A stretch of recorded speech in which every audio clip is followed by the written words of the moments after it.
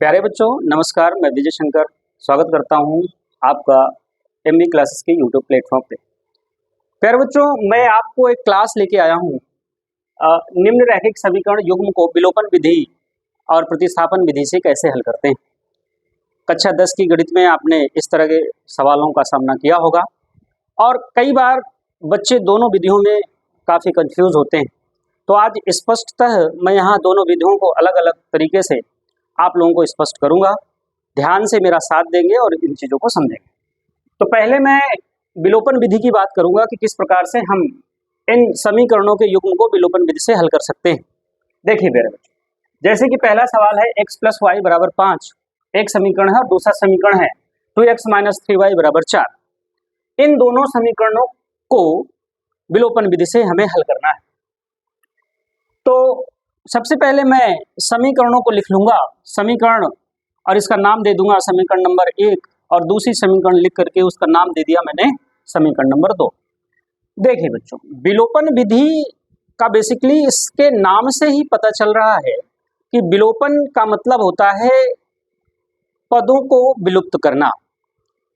जब हम x का मान निकालेंगे तो y के पद को विलुप्त करेंगे और जब y का मान निकालेंगे तो x के पद को विलुप्त करेंगे। तो ध्यान से देखेंगे किस प्रकार से मैं कर रहा हूं। तो देखिए बच्चों, पहली समीकरण में यदि मैं x को विलुप्त करने का प्रयास करूं तो आप देख रहे हैं कि समीकरण नंबर 1 में x के गुणांक में यहाँ पे कुछ नहीं है, बेसिकली यहाँ पे 1 माना जाएगा, और समीकरण 2 के x के गुणांक में 2 है। तो जब मैं x चर राशि को विलुप्त करने का प्रयास करूंगा तो मुझे दोनों चरों के गुणांक को बराबर करना होता है। तो सबसे पहले मैं समीकरण 1 के x के गुणांक में समीकरण 2 के x के गुणांक के बराबर रखूंगा।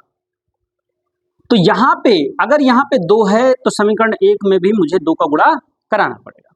तो सबसे पहले मैं लिख दूं यहाँ कि समीकरण 1 में 2 से गुणा कराने पर, 2 से गुणा कराने पर, यदि मैं 2 से गुणा कराऊं समीकरण के दोनों पक्षों में, तो जब x के साथ 2 का गुणा कराया तो 2x हो गया, y के साथ कराया तो 2y हो गया, और दूसरे पक्ष में 5 के साथ 2 का गुणा कराया तो 5 दूना 10 हो गया। इस समीकरण का नाम दे दूंगा समीकरण नंबर 3। अब आप देख रहे हैं कि समीकरण 2 और समीकरण 3 के x चरराशि के गुणांक समान हैं। अब मैं यहाँ पर दोनों चरराशियों को एक साथ लेकर विलुप्त करने का प्रयास करूंगा। तो इसको करने के लिए समीकरण 2 के x के गुणांक को या पूरे समीकरण को समीकरण 3 से मैं घटाने का प्रयास करूंगा। तो यहाँ पे हम लिख सकते हैं कि समीकरण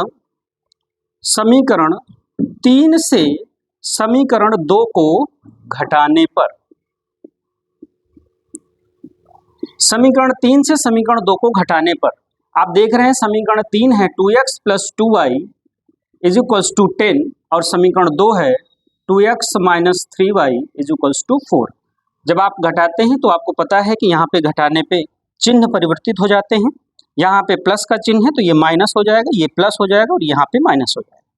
आप जानते हैं कि 2x प्लस का है, 2x यहाँ पे माइनस का है तो ये कैंसिल आउट हो जाएंगे। 2y प्लस का है और ये 3y यहाँ पे माइनस का नहीं है, ये प्लस का है, क्योंकि घटाने पे चिन्ह बदल गया था। तो 2y भी प्लस का, 3y भी प्लस का, तो दोनों जुड़ जाएंगे। तो ये बेसिकली 2 और 3 5y हो जाएंगे = आप देख रहे हैं 10 और ये 4 माइनस का है तो 10 से 4 सब्सट्रैक्ट हो जाएगा तो 6 आ जाएगा। अब यहाँ पे यदि मैं y का मान निकालूं तो आप देख रहे हैं कि y के गुणांक में 5 है, तो 5 का जब पाछांतर करेंगे तो 5 6 के बटे में जाएगा, 6 के डिवाइड में जाएगा। यहाँ पे आप स्पष्टता देख रहे हैं कि y का जो मान निकल के आ रहा है 6/5 आ रहा है। अब यहाँ पे आपको कुछ चीजें समझना है। जब मैंने y का मान 6/5 निकाला तो कुछ बच्चे करेंगे क्या कि इस y का मान उठा करके किसी समीकरण में 1 या 2 में रख देंगे और फिर इस तरह से x का मान निकालेंगे। यहीं पे आप लोग गलत करते हैं। बच्चे हम पढ़ क्या रहे हैं? विलोपन विधि पढ़ रहे हैं। अब विलोपन विधि में यदि मैंने y का मान विलोपन करके विलुप्त करके निकाला है तो x का मान भी मुझे विलोपन विधि से ही निकालना होगा। तभी तो मेरी विलोपन विधि स्पष्ट हो पाएगी। यदि मैंने एक मान को विलोपन विधि से निकाला और दूसरे मान को निकालने के लिए आप प्रतिस्थापन विधि का प्रयोग कर रहे हैं, यदि y का मान किसी समीकरण में रखोगे और मान रखना ही प्रतिस्थापन होता तो यहाँ पे आप गलत कर जाएंगे। तो मुझे अब x का मान भी विलोपन से ही निकालना होगा।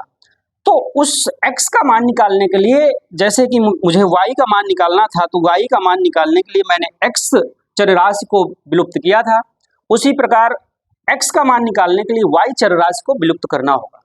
तो आप देख रहे हैं कि समीकरण 1 में जो y का गुणांक है यहाँ पे बेसिकली 1 है और समीकरण 2 के y का गुणांक यहाँ पे 3 है।